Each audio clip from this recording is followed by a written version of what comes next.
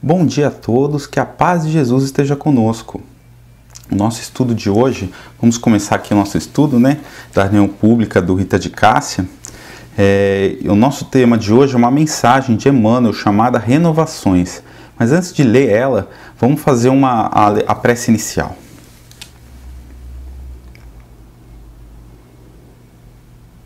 Querido Mestre Jesus, amigos da espiritualidade,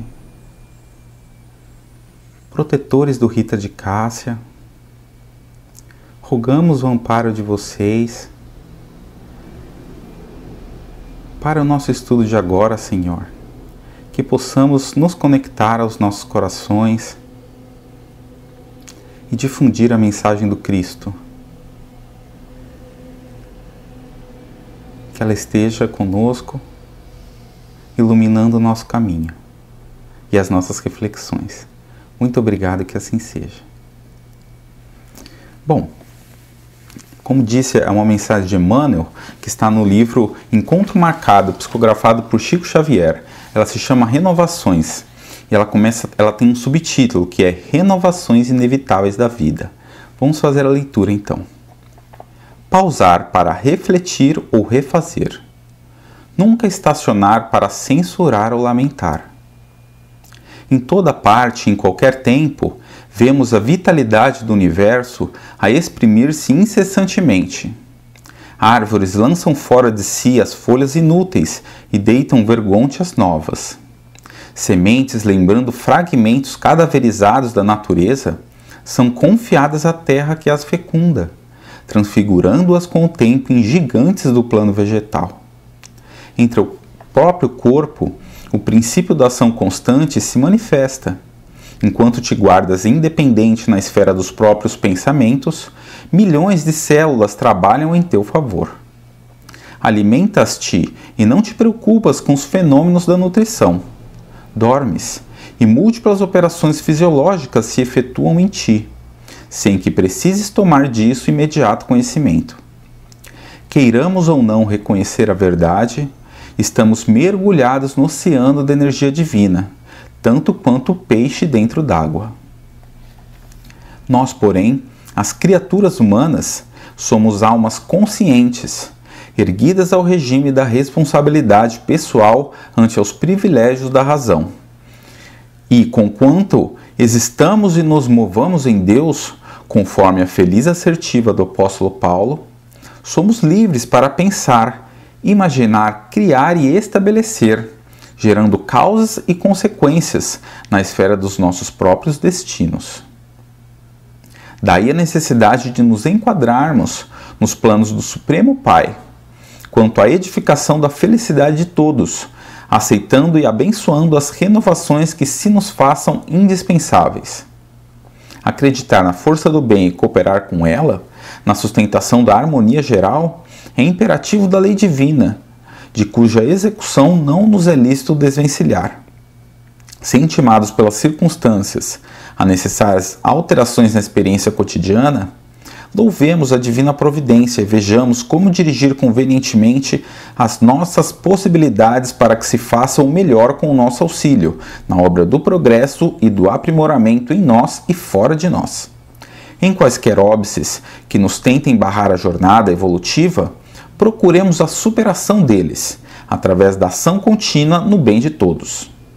Comparemos a nossa tarefa a um navio lançado no mar. Tempestades sobrevêm e rochedos surgem, obrigando-nos muitas vezes a mudanças de rumo. No entanto, se cada um de nós se mantém fiel no posto de trabalho a que foi conduzido, com aplicação sincera ao próprio dever, nenhum perigo nos impelirá a desastre, porque se o homem coopera, Deus opera.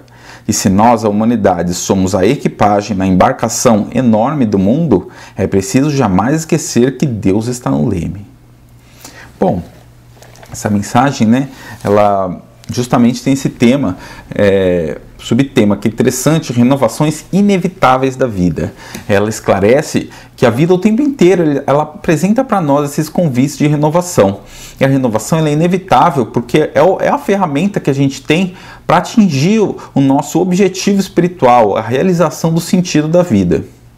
Vamos pensar, então, para entender isso melhor, no ponto de partida e no ponto de chegada da trajetória dos espíritos. Todos fomos criados por Deus como espíritos simples e ignorantes, ou seja, sem conhecimento, mas com o mesmo potencial de faculdades a desenvolver. Todos temos como destino a perfeição, que é a condição de espírito puro, é aquele espírito que consegue o tempo inteiro estar agindo de acordo com a vontade de Deus e por isso ele desfruta de uma eterna felicidade. Entre essas duas posições, que é onde nos encontramos, nós somos seres em contínuo processo de evolução, que é alcançar essa evolução de acordo com as nossas reações perante o ambiente que nos cerca, aos estímulos a que somos apresentados. Na questão 117 do Livro dos Espíritos, Kardec faz uma pergunta que nós vamos aqui ler agora. Depende dos espíritos apressar o seu avanço para a perfeição? A ação dos espíritos depende disso, o avanço para a perfeição? Resposta: certamente. Eles chegam mais ou menos rapidamente, segundo o seu desejo e a sua submissão à vontade de Deus. Uma criança dócil não se instrui mais rapidamente que uma rebelde? Ou seja, nós temos a capacidade e a liberdade para ditar o ritmo do nosso desenvolvimento espiritual. A partir do momento da individualização do espírito, nós passamos, além de contar com a razão, nós passamos também a ter o livre-arbítrio, a ter a responsabilidade pelas nossas escolhas. E aí, então, a gente vai conquistar experiências conforme os caminhos que a gente for escolhendo, então, ao longo dessa trajetória. Mas logo, assim como nós escolhemos esses caminhos, vem a responsabilidade. Somos responsáveis por aquilo que escolhemos. Como diz Emmanuel na mensagem, nós somos almas conscientes, erguidas ao regime da responsabilidade ante aos privilégios da razão. Ou seja, ter a faculdade da razão é algo maravilhoso, é um privilégio de fato, né? A possibilidade da gente pensar, tudo que a razão nos permite alcançar é um grande privilégio que Deus deu para nós. Em razão da inteligência, diz Emmanuel, né? Somos livres para pensar, imaginar, criar e estabelecer, gerando causas e consequências na esfera dos nossos próprios destinos. Nós temos a capacidade de entender a Deus. E nesse processo, conforme fomos entendendo a Deus, nós vamos despertando também o nosso próprio potencial criador, na verdade de co-criadores, porque Deus que criou tudo, mas nós participamos da criação também, co-criando com Deus. Esse que é o potencial que a gente tem de criar, criando sobre a obra de Deus. A responsabilidade pessoal existe porque tudo que nós estabelecemos, tanto para nós mesmos quanto para aqueles que convivem ao nosso redor, com o mundo ao nosso redor, tem implicações. E essa que é a lei de causa e efeito que governa.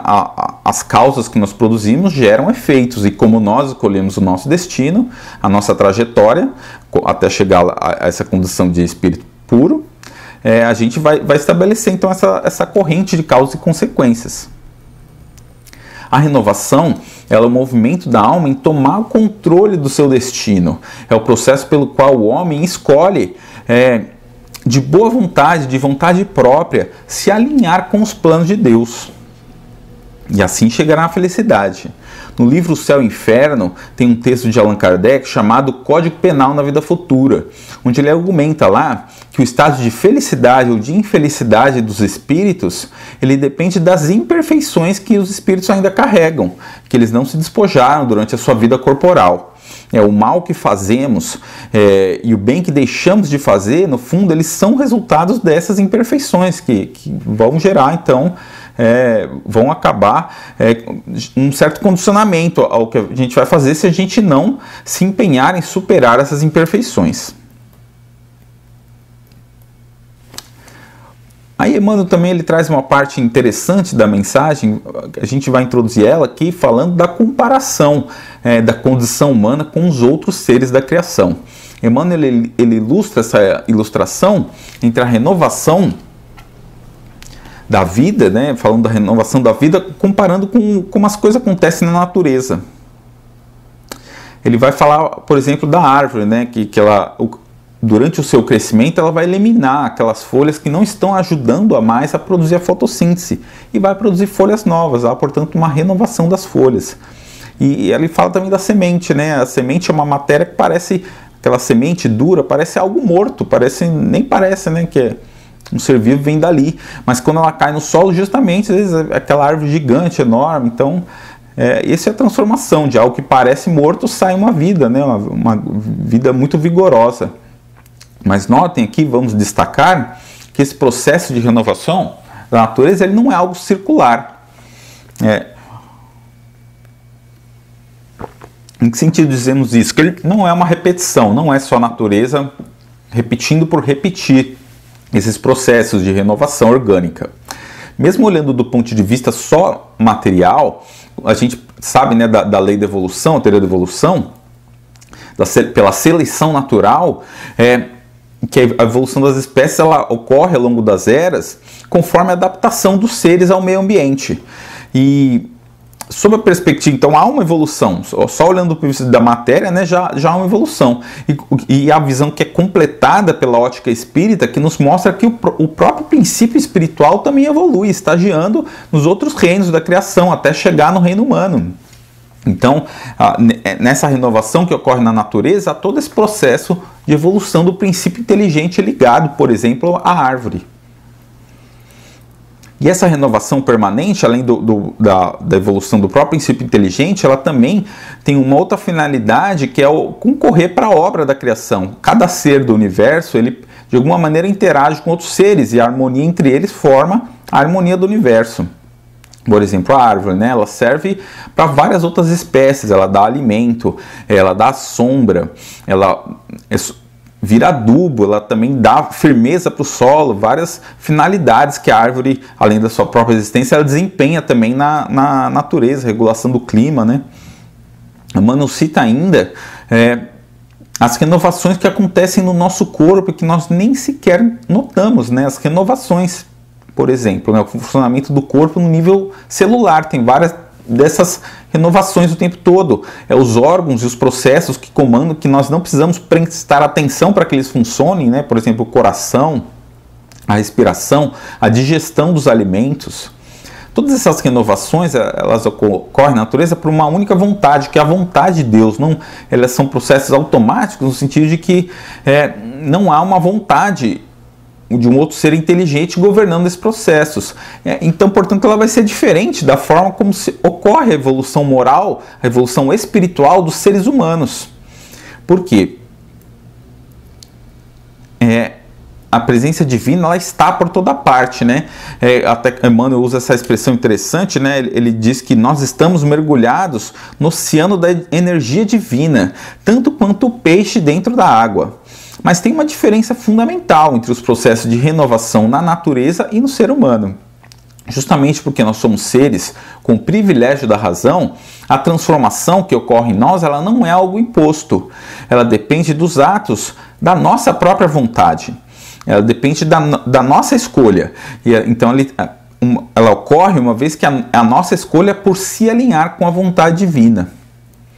Ele tem aqui também nesse trecho uma frase que é interessante, que vem de Paulo, né? Que é que nós existimos e nos movemos em Deus. Vale a pena falar um pouco do contexto em que Paulo disse essa frase, que foi durante a visita dele a Atenas. Está lá registrado no capítulo 17 do Atos dos Apóstolos, e tem também no livro, do outro livro do Emmanuel, né? Que conta a história de Paulo Estevão, também narra lá esse episódio. E Atenas é a cidade reconhecida pela intelectualidade, né? A característica pela qual ela era mais reconhecida na antiguidade, na época de Paulo também, era um dos grandes centros da inteligência do mundo, a terra dos grandes filósofos, de Sócrates, Platão, Aristóteles e muitos outros.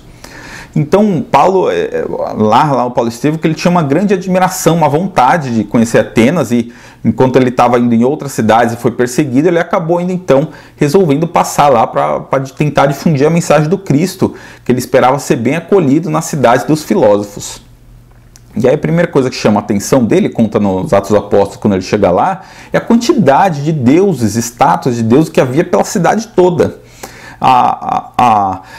Isso é algo interessante, que além de ser um centro reconhecido pela inteligência, também eram muito religiosos os gregos, e a religião deles era uma religião de vários deuses. A gente conhece vários até os dias de hoje, pela mitologia, pelos filmes e séries que tem com Zeus, Atena, que dava o nome para a cidade, né? E vários, Poseidon, aqueles deuses todos da mitologia grega. Só que não é, além desses mais conhecidos, tinha uma série de outros deuses. Eles inclusive acolhiam deuses que eram de outros locais, eles admitiam também como deuses. Eles até tinham um procedimento, se até um estrangeiro quisesse chegar e propor um novo deus para ser acrescentado à adoração ali na cidade, ele tinha essa possibilidade. Tinha um procedimento jurídico, um processo que ele podia defender o acréscimo dessa deidade. Então, portanto, era uma religião que tinha essa quantidade grande de deuses, né? Até isso ocorria porque a visão que eles tinham é que os deuses interferiam ativamente na vida das pessoas. E se um deus se irritasse com você, ele podia acabar com a sua vida. Os deuses entendiam que eles tinham essas emoções, né? Todas as emoções humanas, e interferiam muito na vida. Então eles eram cuidadosos em honrar e louvar os deuses para que eles não se irritassem. E até por isso, inclusive, eles tinham na cidade estátuas ao Deus desconhecido, ou aos deuses desconhecidos. Inclusive, para garantir que eles estavam esquecendo de algum deus, eles tinham estátua também para o Deus desconhecido, que também é algo que chamou a atenção de Paulo. Aí é interessante, quando Paulo chega, ele vai na praça pregar, ali narra nos Atos dos Apóstolos que dois grupos de filósofos que encontraram com ele foram os epicuristas e os estoicos. E é interessante porque tinham visões muito diferentes, né, sobre a vida após a morte, sobre Deus. Os epicuristas, eles acreditavam que existiam deuses, mas esses deuses eram totalmente indiferentes à existência humana, não interagiam conosco, o nosso destino não importava para eles. Eles acreditavam que a vida era só aqui a vida durante a vida física. Acabou a vida física, é anulada a individualidade. E aí a filosofia deles é que a gente deveria aproveitar da melhor forma possível enquanto estamos vivos aqui, porque não havia mais nada depois. Já os estoicos tinham uma visão diferente. Eles acreditavam que cada pessoa tinha uma parte de Deus com ela, uma filosofia panteísta. Deus era formado pela junção de todos os seres vivos, na visão deles. E aí, por ser uma partícula de Deus, eles pregavam que você tinha que ter uma vida virtuosa. Só que quando você morresse, não mantinha a sua individualidade, você ia se integrar a esse Deus como um todo, né? Portanto, embora sejam filosofias bem diferentes, nenhuma das duas acreditava na vida após a morte. Então, foi esses filósofos que Paulo se deparou lá. E eles desprezaram Paulo de cara, porque a vida dele dura, né? Ele não estava bem vestido, e julgaram ele com preconceito por causa disso. Mas em algum tempo, depois de pregar na praça, ele foi convidado aí no Areópago, que era o local mais nobre, onde tinham as discussões com os filósofos. Quando vai lá, então, ele faz um discurso que é narrado no Atos. Eu vou até ler aqui, que eu acho que vale a pena. Esse foi o discurso que ele fez no Areópago. Ele disse, o que está registrado nos Atos: cidadãos atenienses, vejo que sob todos os aspectos sois os mais religiosos dos homens, pois, percorrendo a vossa cidade, observando os vossos monumentos sagrados, encontrei até um altar com a inscrição: ao Deus desconhecido. Ora bem, o que adorais sem conhecer, isto eu venho anunciar-vos. O Deus que fez o mundo e tudo o que existe, o Senhor do céu e da terra, não habita em templos feitos por mãos humanas. Também não é servido por mãos humanas, como se precisasse de alguma coisa. Ele que a todos dá vida, respiração e tudo mais. De um só ele fez toda a raça humana para habitar sobre a face da terra, fixando os tempos anteriormente determinados e os limites do seu habitat. Tudo isso para que procurassem a divindade, e mesmo se as apalpa delas, se esforçassem por encontrá-la, embora não esteja longe de cada um de nós, pois nele vivemos, nos movemos e existimos, como alguns dos vossos, aliás, já disseram. Então, Paulo ele procura nessa fala se conectar com a cultura grega, né? Então ele procura, ele começa falando exaltando o fato deles terem esse culto ao Deus desconhecido e se propõe a apresentar quem é esse Deus desconhecido, falando que ele está por toda parte, que era até uma frase que ele até tirou de um outro filósofo grego, mas ligando isso com o conceito que Jesus trouxe de Deus, né? A nossa necessidade de procurar por Deus. E no começo do discurso estava sendo bem recebido. As pessoas estavam, apesar do preconceito inicial, a oratória do Paulo era muito poderosa, né? A oratória e o ensino dele. Então, as pessoas, de fato, ele estava envolvendo as pessoas. Aí, quando é que a situação desandou? Porque desandou. Foi justamente quando Paulo foi falar de Jesus e do fato de Jesus ter voltado da morte por obra de Deus.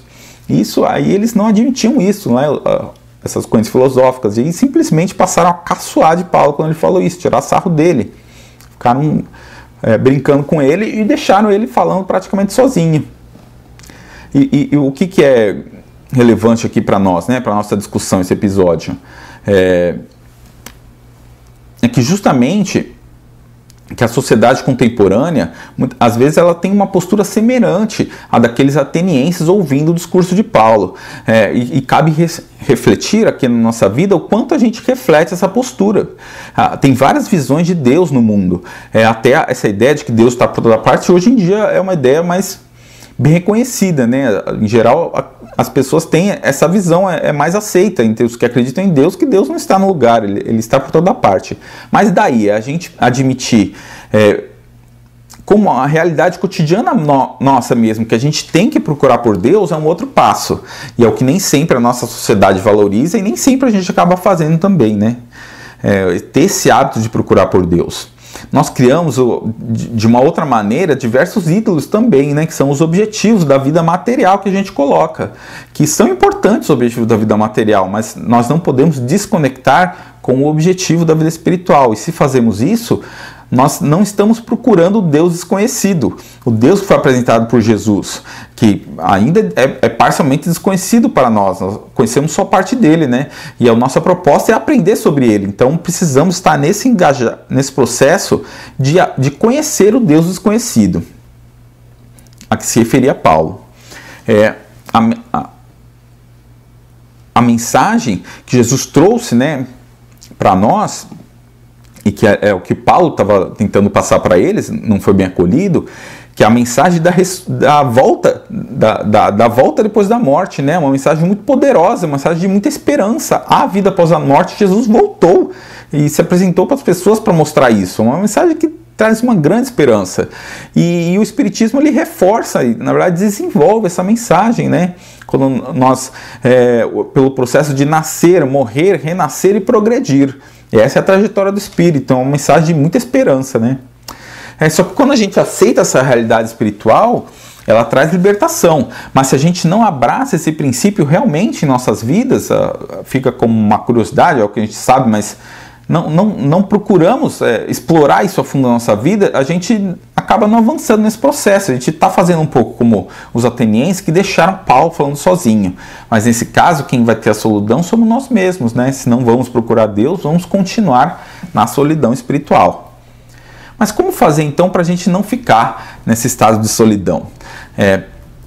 Conhecer qual é o próximo ato de renovação que a gente pode procurar na nossa vida, o que está no nosso alcance, qual que é o próximo passo que a gente tem condições de dar para se aproximar do plano de Deus para nós. Para isso, Emmanuel sugere algo, ele fala da importância da pausa para reflexão, está ali nas duas primeiras frases da mensagem. Aqui novamente. Ele diz: pausar para refletir ou refazer, nunca estacionar para censurar ou lamentar. Então, olha só, ele fala dessa importância da pausa, e vamos destacar aqui primeiro dizendo para que não é a pausa. A pausa não é para censurar. Não é para a gente procurar o defeito dos outros ou atribuir os nossos problemas aos outros. Até tem o trecho, o julgamento do semelhante, né? Jesus falou isso também, não julgar para não sermos julgados, e tem uma discussão interessante sobre isso, né? Kardec faz no capítulo 10 do Evangelho segundo o Espiritismo, né? O item 13, por exemplo, ele fala até que a gente também, esse princípio não pode ser extremo a ponto de a gente não condenar o mal, não condenar o que há de errado. Mas também a gente vai fazer isso se não é o propósito de ferir outra pessoa ou de atacar os outros, né? Kardec diz, e se a gente tem a condição de moral de fazer isso também, o que é difícil, né? Nem sempre quem se pode pôr nessa condição, né? Mas aqui pra gente, nesse tema, o que interessa é que quando a gente está falando da nossa própria renovação moral, não cabe censurar o outro, porque é um processo de transferir. A gente tem algum problema, algum sofrimento, a gente transferir responsabilidade para outras pessoas. Isso não contribui para o nosso crescimento. É isso que o Emmanuel está colocando aqui. Segundo também, outra coisa para que não serve a pausa, ela não serve para lamentar. A lamentação não é um recurso útil para a alma. No capítulo 3 da Gênesis, Kardec ele escreve que existem duas categorias de males que afligem a humanidade: os males que se podem evitar e os que independem da nossa vontade. Para esses males que não se pode evitar, a lamentação ela não vai atender, porque a revolta contra Deus não é o que o espírito necessita. Na verdade, ele necessita da consolação. E se ele engaja no caminho da revolta, na verdade, ele está se afastando de Deus, ele está se afastando daquilo, do caminho que pode lhe dar a consolação que ele precisa. Para os males isso é para os males que não se pode evitar. Para os males que se pode evitar, e aí ele vai ter essa lamentação quando ele podia evitar aquilo, mas não evitou. E aí quando ele se dá conta disso depois, ele vai ter um sofrimento, vai ter um processo de culpa, sentir culpa por ter feito o que fez de errado. E aí vai vir uma dor moral, então, né? Junto com essa culpa vem a dor moral. E por que a lamentação também não serve nesse caso, né? Porque o que serve ao espírito nessa situação é o arrependimento. Kardec diz também ali no Código Penal da Vida Futura. Ele é o primeiro processo da reparação, é o arrependimento que começa tudo. E ele serve como uma tomada de consciência e um primeiro passo para que a gente mude as nossas ações, mas só se lamentar e ficar recapitulando e cultivando a culpa também só vai atrasar o espírito, né? Não serve isso. Então a pausa de reflexão também não é para a lamentação. Por isso que ele vai dizer então que essa pausa para refletir, ela é, na verdade, algo que vem casado com o ato de refazer as nossas atitudes. Saber quais são os passos que eu vou dar daqui em diante para incorporar na minha vida o que essas reflexões me ensinaram. Vamos falar então agora, enfim, da renovação inevitável. Por que Emmanuel, então, naquele subtítulo, ele vai falar da renovação inevitável? Se o espírito, tudo que a gente vem dizendo até agora, que o espírito escolhe o seu trajeto, né, ele tem o livre-arbítrio, ele faz o caminho dele. Como é que eu vou falar tem a renovação na natureza, mas a renovação moral do homem, não o próprio espírito que faz? Como é que eu vou falar de renovação inevitável? Se o espírito ele escolher, ele não pode ficar errando sem parar e nunca sair desse ciclo, né? E ficar para sempre na condição da inferioridade. Kardec questionou isso aos espíritos, na questão 116 do Livro dos Espíritos. Ele pergunta: há espíritos que ficarão perpetuamente nas classes inferiores? E a resposta é: não. Todos se tornarão perfeitos. Eles mudam, embora devagar, porque, como já dissemos uma vez, um pai justo e misericordioso não pode banir eternamente os seus filhos. Querias que Deus, tão grande, justo e tão bom, fosse pior do que vós mesmos?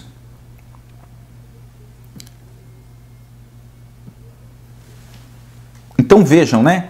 Como é bonito o amor de Deus pelos seus filhos. Ele nos deu, olha só, ele nos deu a inteligência para a gente ter essa capacidade de crescer, a satisfação de crescer pelo fruto do nosso próprio esforço, do nosso próprio mérito. Conquistar, construir a nossa felicidade. Ele nos deu essa possibilidade. Mas uma vez que nós temos o livre-arbítrio, tem esse risco, né? E se o espírito só errar, e ficar preso nesse ciclo, né? Vai criando esse hábito viciado e não sai disso. Como é que Deus vai ser justo e permitir criar um filho que tem essa possibilidade? Eis que surge, então, no sistema divino, a divina misericórdia de Deus, o amor que ele tem pelos filhos.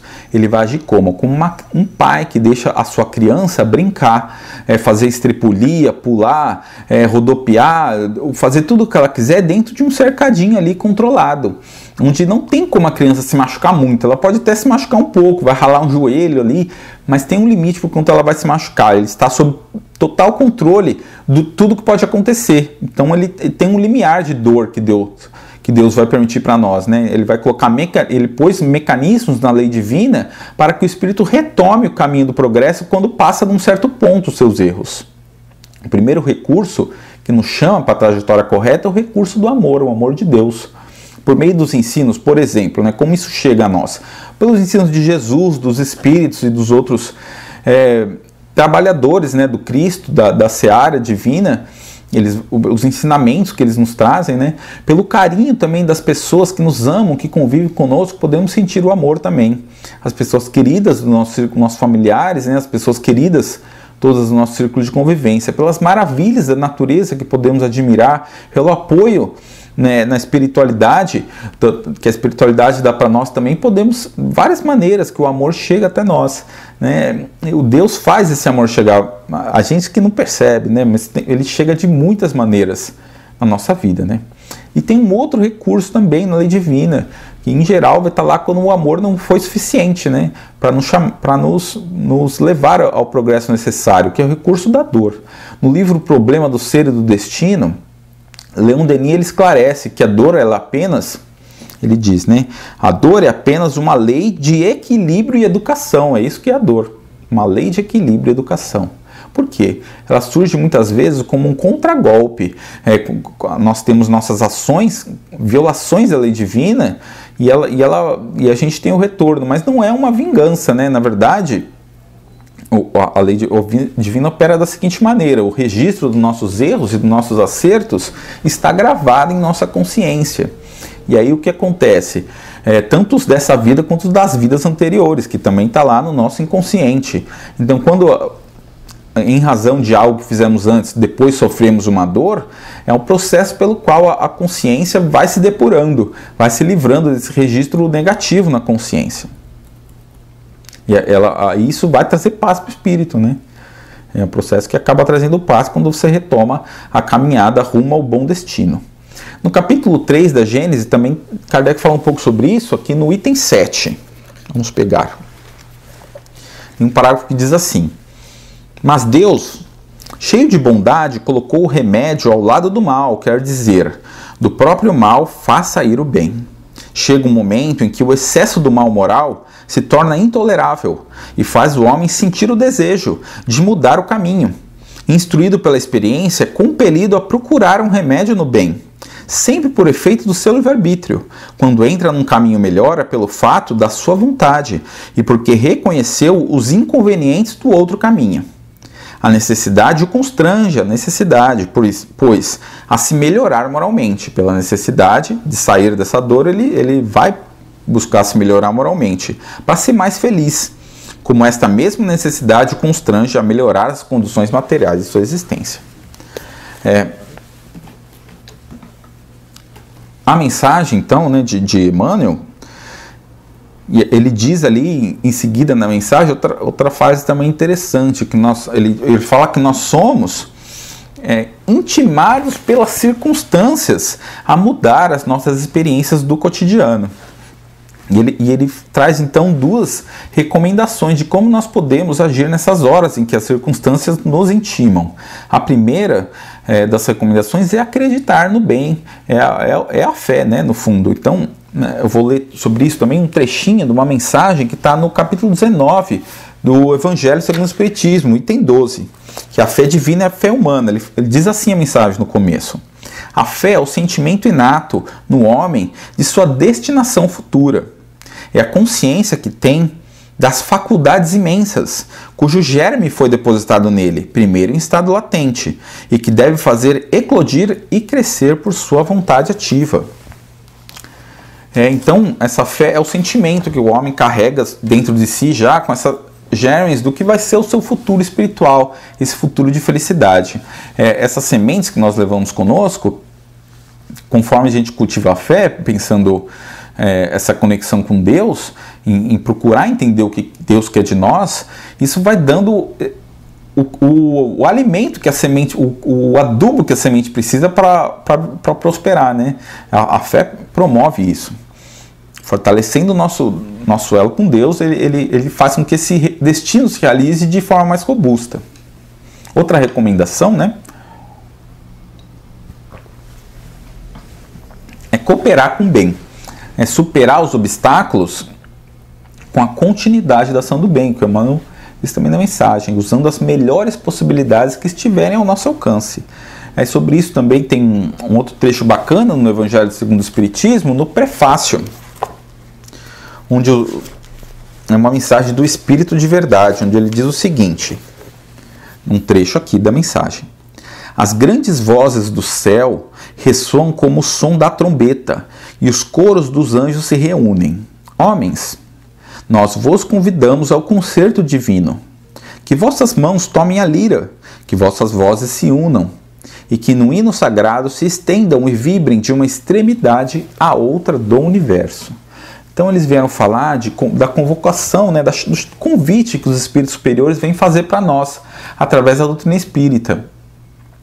E é um convite bonito, porque eles falam que eles estão tocando essa música, essa harmonia, junto com Deus, os espíritos superiores. Eles já entendem a Deus, então eles tocam com Deus essa música da obra do universo. E eles vêm convidar a gente, olha, vocês podem participar também.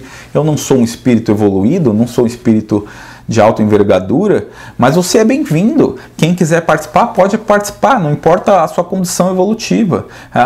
O que é importante é a vontade, é você querer fazer isso, né? É essa que a mensagem está trazendo. O que é bonito, né? Os espíritos de qualquer estágio de evolução, portanto, são bem-vindos para participar. Basta ter o quê? A vontade de usar o seu instrumento musical, que todos temos, né? Todos temos o nosso trabalho, o nosso instrumental de trabalho. Seja vendo o trabalho aqui de maneira muito ampla, né, gente? De todas as possibilidades de ocupações úteis que o homem tenha, que vale até o pensamento, né? Que a gente pode orar pelo pensamento. Então, os recursos são muito amplos e todos são convidados para trabalhar na seara do bem. No capítulo 9 do Evangelho de Mateus, tem também vamos trazer aqui um trecho de Jesus, onde é narrada uma sequência de diversas curas que Jesus faz passando por várias cidades. E aí ao final do capítulo tem uma passagem onde ele olha e vê a multidão que estava seguindo ele. E aí ele se compadece, é narrado lá que quando ele olha para a multidão, ele tem compaixão, porque ele vê o semblante dele, ele vê que aquelas pessoas estavam cansadas e abatidas, moralmente cansadas e abatidas. Aquela vida dura, vida sofrida. Fala que eles estavam como ovelhas sem senhor, sem pastor. E aí, quando ele diz isso, ele pede, né, aos apóstolos que orem por ele para pedir que Deus envie mais trabalhadores para a seara, porque há muito trabalho e poucos trabalhadores. E aí logo depois disso aí que vai designar os 12 apóstolos a missão, os trabalhos que eles vão ter que fazer difundindo, né, para que o trabalho se expanda, não dependa só de Jesus, e ele sabia que um momento ia depender dos apóstolos, só deles, né? Então ele já estava ali treinando os apóstolos para dar continuidade ao trabalho. E ele então, tem uma fala dele que ele dá uma série de instruções, né, para os apóstolos. Ele fala, por exemplo, ali também, das perseguições, que eles seriam perseguidos em nome de Jesus. Jesus já sabia que isso ia acontecer com eles, né? Então ele dá todas essas instruções, e aí queremos destacar o texto que está nos versículos 28 a 31 do capítulo 10. Não temais os que matam o corpo, mas não podem matar a alma. Não se vendem 2 pardais por 3 centavos? E, no entanto, nenhum deles cai em terra sem o consentimento do vosso Pai. Quanto a vós, até os cabelos da vossa cabeça estão todos contados. Não tenham medo, pois vocês valem mais do que muitos pardais. Então, olha que bonito, né? Jesus está ensinando que depois das perseguições, os apóstolos poderiam ter sofrimentos físicos grandes, eles poderiam inclusive ser mortos, né? Ele fala que eles podem, não temam os que matam o corpo, isso pode acontecer com vocês, e como aconteceu, né? Grande parte deles foram mortos, né? Durante o exercício da missão. Mas é que ele está falando, apesar da morte do corpo físico, os que fazem isso não podem fazer nada contra a alma, que é o que importa no final das contas, né? Claro que a experiência física também é importante, mas ele está pondo a questão aqui que ele está pondo acima do físico o espiritual. O importa é o que o espírito vai levar para a sua trajetória evolutiva, né? Embora, então, mas é injusto, como é que assim, eles estão trabalhando para Jesus e vão sofrer? Vão sofrer, né? Isso é parte do próprio Jesus, na obra do bem que ele trouxe para nós. Ele não tinha aquela necessidade de passar por aquilo, mas por amor a nós, venham para dar esse exemplo para nós, né? Então, aquele que está trabalhando no bem pode sim sofrer as coisas do mundo, mas a questão é que ele pode sofrer no mundo, mas não estará sofrendo espiritualmente. É isso que esse trecho aqui ensina. E ele tem essa dito aqui sobre os pássaros, né? Os pardais, que o que ele está trazendo aqui, né? Que esses passarinhos pardais, eles eram vendidos muito barato ali em Israel, esses pássaros são vendidos tão baratos, ou seja, a sociedade não dá o valor monetário tão pequeno para esses pássaros, e mesmo assim, cada pássaro desses só está ali porque Deus permitiu. É isso que Jesus está falando. E se Deus faz isso com esses pássaros, imagine com vocês, né, que são seres mais adiantados com o pássaro, que Deus vai ter um cuidado maior, né? É tudo obra da criação de Deus. Mas o homem, por estar já na condição de entender a Deus, naturalmente ele tem esse privilégio da razão, que Emmanuel disse, já mostra o cuidado de Deus, né? E aí o que ele está falando, e ele não vai cuidar desse progresso? Não, ele vai olhar por nós também, né? Ele olha por nós também. A dor física não significa a dor espiritual, ela pode trazer a vitória do espírito, é isso que Jesus está nos ensinando, né? E aqui, né, então... Por que estamos trazendo isso? Que fecha aqui com essa mensagem, né, de Emmanuel, o finalzinho do texto de Emmanuel, que é uma ideia parecida com a que Emmanuel traz aqui, né? Ele vai falar que a nossa tarefa é como o navio lançado no mar. As tempestades sobrevêm, os rochedos surgem, né? Navio no mar, tem tempestade, tem rochedo, e aí o que acontece? O navio tem que desviar da rota. Muitas vezes há mudanças de rumo. No entanto, se cada um de nós mantém fiel ao dever, ao próprio dever, nenhum perigo nos impelirá a desastre. Ele está dizendo que nenhum período é tempestade, é rocha, nada pode ter um desvio de rumo, mas desastre não vai ter. Por quê? Porque se estamos, ele usa essa frase, se o homem coopera, Deus opera, no sentido de que quando a gente coopera no bem, a gente faz o nosso esforço para se alinhar com a vontade do Pai, aí ele consegue atingir o nosso coração, né? Ele está lá sempre para nós, a gente que não consegue... não presta atenção em Deus, né? E se a gente faz isso, está atento ao nosso dever, Deus estará lá por nós, porque Ele que dirige o barco, né? Deus está no leme. É isso que nos ensina a mensagem. E é isso, pessoal. Obrigado. Vamos fazer então a nossa prece de encerramento do estudo. Queridos amigos de espiritualidade, companheiros do Rita, elevamos o nosso pensamento a Deus, nosso Pai Celestial de amor, ao Mestre Jesus que tanto nos trouxe, em agradecimento pelo amparo, pelos ensinos e por estarem conosco, Senhor, nos ajudando todo o tempo nessa nossa busca para chegar ao Pai. Estejam conosco. E que assim seja. Graças a Deus.